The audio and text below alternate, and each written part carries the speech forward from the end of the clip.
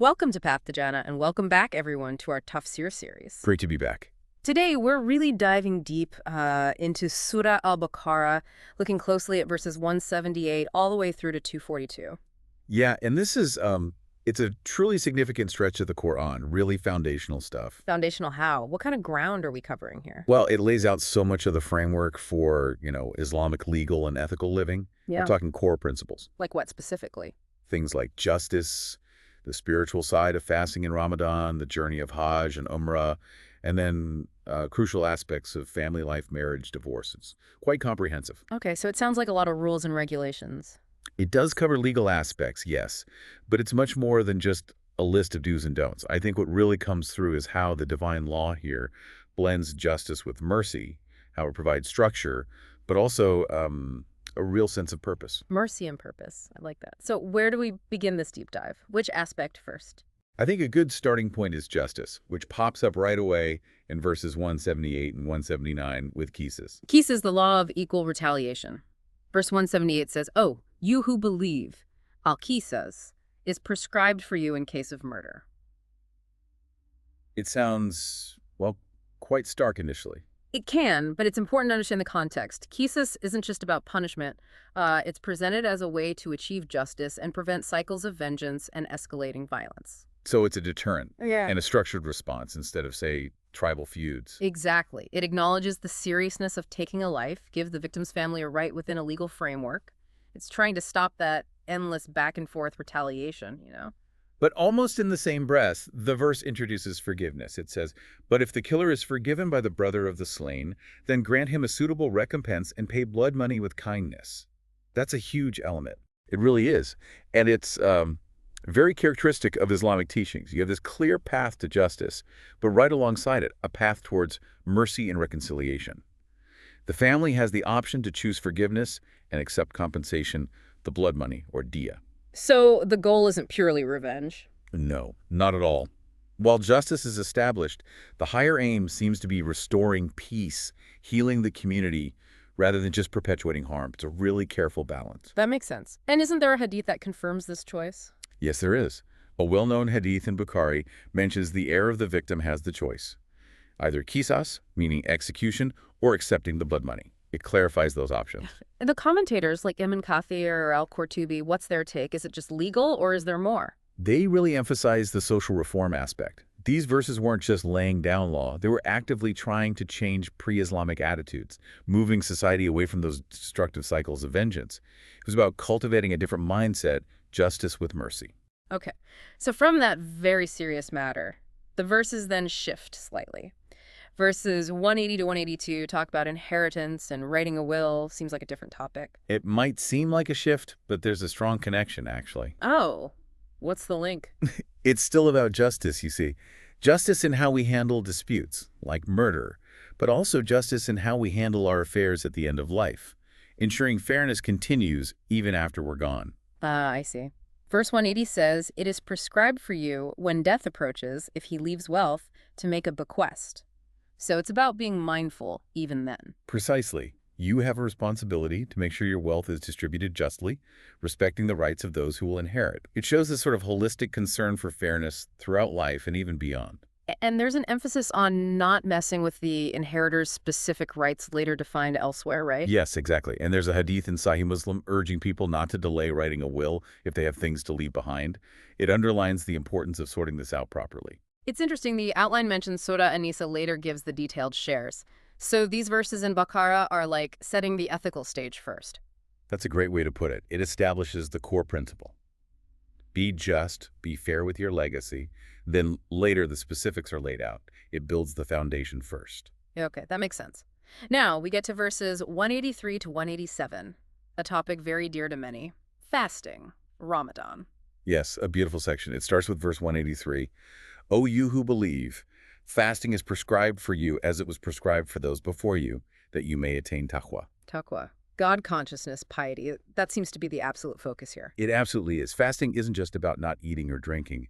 It's presented as this powerful spiritual training ground to heighten our awareness of Allah, build self-discipline, and develop empathy for those less fortunate. And the verse mentions it was prescribed for those before us, too. Right, highlighting its sort of universal spiritual value across time. It's not just the physical act, it's a tool for inner growth, reminding us of our dependence on God and the needs of others. It's meant to be transformative. What about the practical side mentioned in these verses? Well, importantly, there are exemptions. For those who are sick or traveling, it shows the practicality and ease within the religion. It's not meant to be an unbearable burden. That's crucial. And verse 185 connects Ramadan directly to the Quran's revelation. So the month of fasting is also the month of the Quran, linking physical discipline with spiritual nourishment from Scripture. And I always find it fascinating that verse 187 discusses intimacy during the nights of Ramadan. It shows a certain balance, doesn't it? It really does. It shows Islam isn't about complete withdrawal from the world or denying human needs. It's about regulating them, finding balance within a framework of devotion. It acknowledges our whole selves, spiritual and physical. And the reward is immense, right? There's a hadith about forgiveness. Yes, the famous hadith in Bukhari, fasting Ramadan with faith and seeking reward leads to forgiveness of past sins. It highlights the huge spiritual potential of the month. Imam Ghazali described fasting as a shield for the soul, training it against desires. That really resonates. It's a powerful image. Fasting is like a boot camp for the soul, teaching discipline, patience, and deepening that connection with Allah. It's a holistic purification. Okay, so after the deep spirituality of Ramadan, the focus shifts again in verses 196 to 203, this time to Hajj and Umrah. Yes, the pilgrimage. Yeah. Verse 196 starts clearly. And perform the Hajj and Umrah for Allah. The intention is paramount. For Allah alone. And what key rituals or principles are highlighted? Well, it mentions entering the state of Ihram, that special state of consecration, and emphasizes avoiding arguments, bad conduct during that time. It really underscores the need for spiritual focus. So maintaining decorum and focus is critical. Absolutely. It also mentions the standing on Arafah, a pinnacle moment, and the days of Tashriq, those days after Eid Allah for continued remembrance of Allah. It's all about connecting deeply with God. It's more than just travel then. It's an inner journey, too. Definitely. Think about the hadith, again in Bukhari, about performing Hajj properly, without wrongdoing, and returning like a newborn free of sin.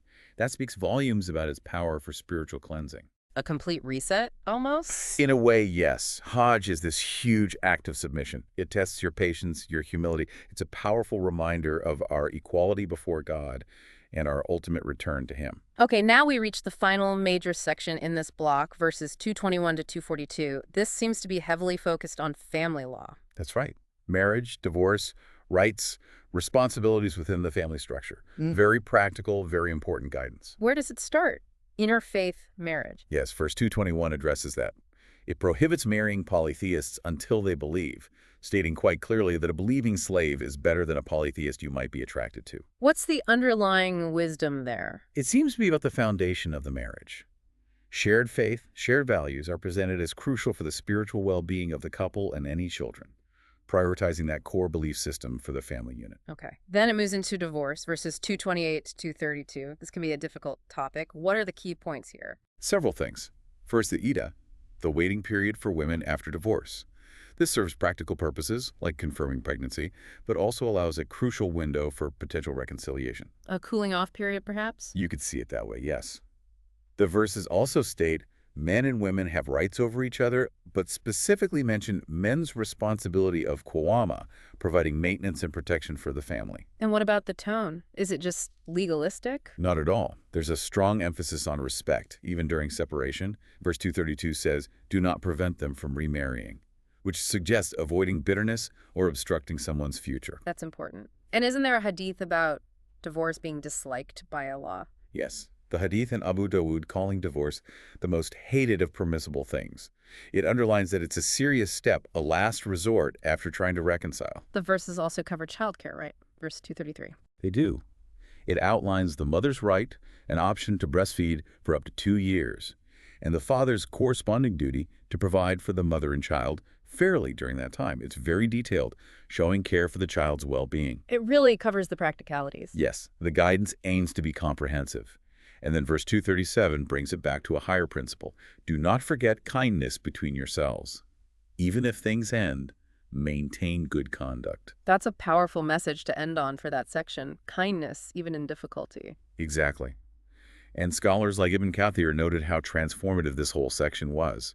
It reformed many pre-Islamic practices, significantly uplifting the status and rights of people, especially women, within the family and society. It's truly amazing when you step back and see how these verses from centuries ago build this framework for a just, compassionate life, covering everything from accountability for major crimes to the nuances of family relationships. It is. This whole passage, 178 to 242 of Al Baqarah, really shows Islam integrating balance, justice, and spiritual ethics into everyday life. It shows that divine guidance addresses all situations, loss, family issues, worship with both mercy and profound wisdom. Well, thank you so much for walking us through that. It's been incredibly insightful, and thank you everyone for joining us on this deep dive here on Path to Jannah. A pleasure. There's always so much to learn. Please do subscribe to Path to Jannah if you haven't already for more guidance and reflections aimed at success in this life and the hereafter. Until next time.